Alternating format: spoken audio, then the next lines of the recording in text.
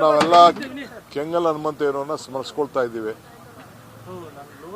ಈ ವಿಧಾನಸೌಧ ಕೆಂಗಲ್ ಹನುಮಂತಯ್ಯನವರು ಕಟ್ಟಿದ್ದಾರೆ.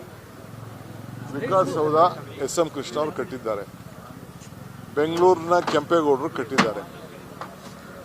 ಸೊ ಇವತ್ತು ನಾವು ಸಾಕ್ಷಿಗುಡ್ಡೆ ಅಂತ ಏನು ನಾವು ಮಾತಾಡ್ತೀವಿ, ಆ ಸಾಕ್ಷಿಗುಡ್ಡೆಗೆ ಇವೆಲ್ಲ ಸಾಕ್ಷಿಯಾಗಿ ಇವತ್ತು ಉಳ್ಕೊಂಡಿದೆ. ಇವತ್ತು ಮಧ್ಯಭಾಗದಲ್ಲಿ ಅವತ್ತಿನ ಕಾಲದಲ್ಲಿ ಏನಾದ್ರು ದಾವಣಗೆರೆಗೋ ಇಲ್ಲ ಅಂತಂದರೆ ಏನಾದ್ರು ಬೇರೆ ಕಡೆ ಹೋಗಿತ್ತು ಅಂತಂದರೆ ಬೆಂಗಳೂರು ಇಷ್ಟು ಬೆಳೀಲಿಕ್ಕೆ ಸಾಧ್ಯ ಆಗ್ತಿರಲಿಲ್ಲ. ಇವತ್ತು ನೋಡಿ ಬೆಂಗಳೂರಿನಲ್ಲಿ ಎಂಥ ಹವಾಗುಣ ಇದೆ, ವಾತಾವರಣ ಇದೆ.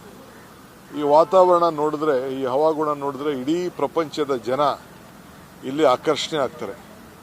ಈಗ ಸಮುದ್ರಗಳ ಪಕ್ಕದಲ್ಲಿರೋಂಥ ನಗರಗಳಿಗೆ ಏನು ಸಮಸ್ಯೆ ಆಗ್ತಾ ಇದೆ, ಪಾಪ ಅಭಿವೃದ್ಧಿಗಳಾಗ್ತಾ ಇದೆ, ಎಲ್ಲೂ ಏನು ಸಮಸ್ಯೆ ಆಗ್ತಾ ಇದೆ ಅಂತೇಳಿ ತಾವೆಲ್ಲ ಗಮನಿಸಿದ್ದೀರಿ. ಸೊ ಹಂಗೆ ನಮ್ಮ ಬೆಂಗಳೂರು ಇಡೀ ಭಾರತದಲ್ಲೇ ಭಾಳ ಶ್ರೇಷ್ಠವಾದಂಥ, ಭಾಳ ಉತ್ತಮವಾಗಿ ಎಲ್ಲ ಥರದಲ್ಲೂ ಕೂಡ ರಕ್ಷಣೆ ಇರೋಂಥ ಒಂದು ಪವಿತ್ರವಾದಂಥ ಜಾಗ.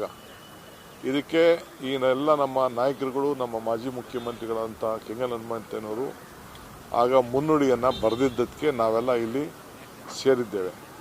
ಸೊ ಹಂಗೆ ಯಾರಿಗೇ ಆಗಲಿ ಯಾವುದೇ ಒಂದು ಅಧಿಕಾರ ಸಿಕ್ಕಿದಾಗ ಇಂಥ ಸಾಕ್ಷಿ ಗುಡ್ಡೆಗಳನ್ನು ಬಿಟ್ಟು ಹೋಗಬೇಕು. ಆ ನಿಟ್ಟಿನಲ್ಲಿ ನಾವೆಲ್ಲ ಕೆಲಸ ಮಾಡಬೇಕು ಅಂಥೇಳಿ ನಾನು ಭಾವಿಸ್ಕೊಂಡಿದ್ದೇನೆ.